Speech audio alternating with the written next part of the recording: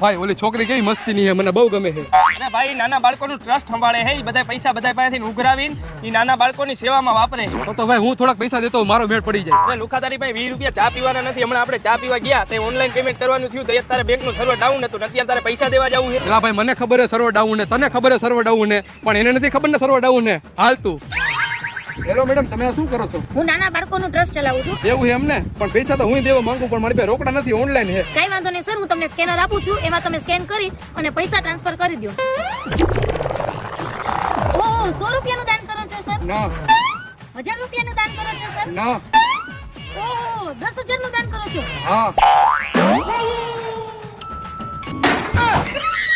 આવી ગયા હો સર 10,000. શું નામ લખું? હવે શું લખે? ના ના લખી નાખો ચિરાગભાઈ દાનવીર. Thank you sir.